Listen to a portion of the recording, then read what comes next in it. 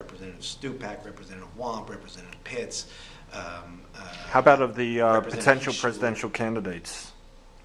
Well, who are we defining as a potential candidate right now? I mean, it's interesting. The thing that I said in my talk here, we forget what a bright prospect Mark Sanford was, and I think right now, Mark Sanford, I mean, he looked great on paper, and you listen to Sanford talk, he was wonderful to listen to, even if he disagreed with everything. Wasn't much liked in his state, and that made him a good presidential prospect. He wasn't a good governor. He was head in the clouds. I think he would have gone for. Ensign's dumb as a rock. He was never going to get far. But so who do we have now? Newt Gingrich. He's his own. He's his own power base. He's not deferring to anybody. Mike Huckabee, if he's back in, is interesting. Mike Huckabee. This was one of the first times the family came out in public. Now they actually have a website, which I'm very proud. They credit to me. They said we went public because of Charlotte's book. Before 2009, they weren't public, but in 2008, there was a sort of a public skirmish when Senator Chuck Grassley, who has a long time been involved in From here in Iowa, was pushing a congressional investigation of some of the big-time money preachers who were behind Mike Huckabee's campaign. Huckabee's, one of his campaign advisors, Doug Weed, is a longtime evangelical power player, puts up just on his little blog, he says, who is Grassley kidding? Everyone knows he's involved with the least transparent religious organization in Washington, and he names it by name. And he says, he should back off. And I think when I started asking around and looking what was in there, what you saw was really a conflict between two different visions of fundamentalism. Mike Huckabee, I mean, we know that he's sort of a fake populist, but it is a populist style. The family is not populist in style. They don't. Their thing is elitism. Their thing is God's chosen. So Huckabee, I think, is not a family guy. Who else do we think is wrong? There's several governors. This is not actually a great year for them. Although I'll come around to a way in which it is. Romney is not. Everyone has to go through them as you go and you talk to the sort of the big religious deal makers in Washington.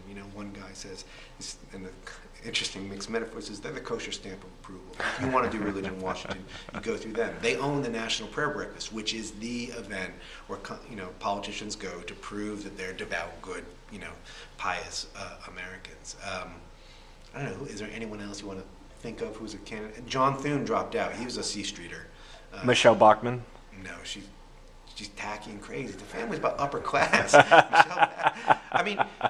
She's too crass for them. She's too crass for them. But as I say, we work with power where we can, build new power where we can. If she's the power, they'll work with it. I don't think she's going to be. You get someone like Senator Jim DeMint, who seems crass, but is really much more. He plays populist, but he's an establishment insider, deep insider. He lives at C Street House, and I think he's at this point emerged as he's said, I'm not going to run. And I think people believe him, but everyone knows that whoever's going to run. Is either going to go through him or against him very hard, but there's going to be no neutral on the question of Jim DeMint, who now represents the right-wing faction. It doesn't sound like they've done as much inroads into the state houses as they have into the United States Congress. Mm. What's your feeling on that? No, they have. Look, I don't know what number of states right now. Many states have governor's prayer breakfasts. Those are all run by the families. Some of them quite crookedly so. There's another fundamentalist ministry out in California. I like an honest fundamentalist. They are right-wing, they are hardcore fundamentalists, but they believe in transparency, their books are open. When they talk about Jesus, they mean Jesus, and they don't do this kind of dodge that says, they don't invite Muslim leaders to pray with them because they're Christians. They don't pretend that Jesus is overriding. They say either you're with us or you're against us. Well, intellectually, there's some legitimacy to that, right? And they really started poking around in the California State Prayer Breakfast and discovered that there was, as I recall, a person on the California payroll organizing this thing who was also working for the family. It was sort of double dipping in essence. And they did a hard push. I think they can claim one of the minor successes when they, it seems that they do, we'll never know what officially happened. They scared Arnold Schwarzenegger away from attending one year by going around to all their members and saying, hey, do you know about this group? Do you know that they used Hitler as a metaphor for Jesus? And Schwarzenegger, of all people, really can't be anywhere near any kind of illusions like that. And so, he feigned sickness or whatever, didn't go. That's a big blow, because the way those prayer breakfasts are organized, they're lobbying fests. I mean, they're known as lobbying festivals. And you get the big man there. The president always attends. It doesn't matter if the president gives, 2 hoots about the family. The family then goes to other people and says, look, we hold a party where the president comes, where the governor comes. And they have that on state levels throughout. The Florida State Prayer Breakfast is a powerful one. The bigger states. The bigger states. But how about New York? New York has a state prayer breakfast, which has had some real shenanigans and political corruption involved with it. I mean, the prayer breakfast is set up for corruption. I mean, if you said, hey, let's come up with a way in which we can slide some money over here and slide some money over there and do so, all with our right hand on the Bible, you couldn't come up with a better structure than this. As the final question, what can we do to free ourselves from the family and this type of infiltration of our government? I think the biggest thing we've got to do for now is dispel the myth of common ground. And I know this sounds common. Can you explain that? Yeah, common ground sounds like something that we all believe in, we all appeal in. But it's been the common ground has come to mean the conventional wisdom of the stronger party. Common ground is the way that, sometimes people say, is the family some kind of conspiracy? And I said, no, it's not a conspiracy. It's something much worse. It's conventional wisdom. It's this idea that, we're all basically more or less on the same page, and we should get together, we should work together, all this kind of stuff, that we all believe in the same thing. But when Senator Inhofe goes over to Africa on our taxpayer dime, sits down with dictators and says, if you pray for Jesus, I'm going to go back there to the United States and lobby against sanctions on you. I'm going to help your regime. We're not on the same page. We don't have common ground. I don't want common ground with that man. I want that man out of office. Common ground is as a writer, I've never liked the metaphor common ground. Common ground is a bad metaphor. Think about it's spatial. That's not the way we want to think about it. Spatial. Common ground. You know what else is common ground? A plantation is common ground.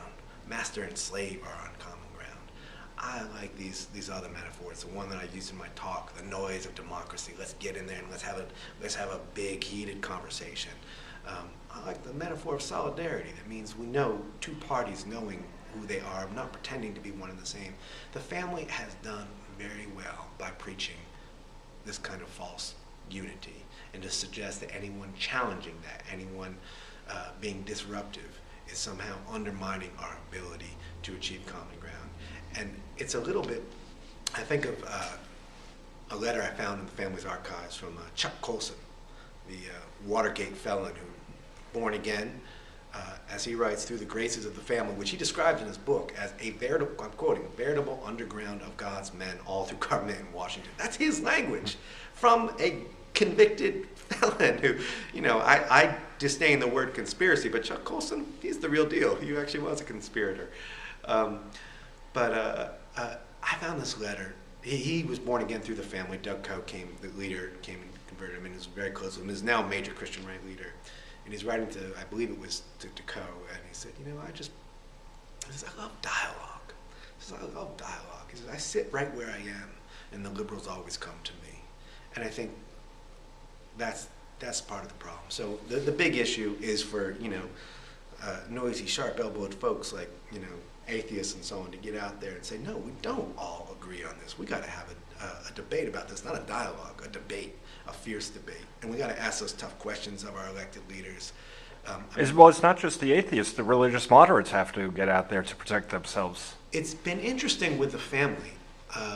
The most effective fight has been coming against the family has been coming from other fundamentalists.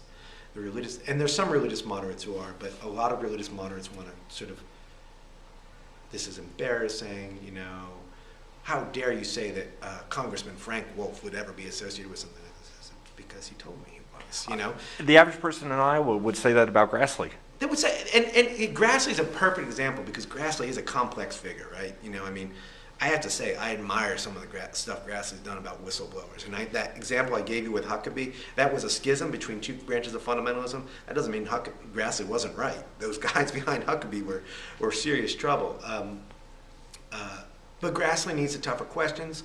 When we started asking him, and Rachel Maddow, working with Rachel Maddow's show, we started asking him about the Uganda connection and Africa, because he'd been so involved in their African work at one point. You know, at one point he was denying any connection, whatever. You know, man up, Chuck, and say, look, this is what I did. I thought it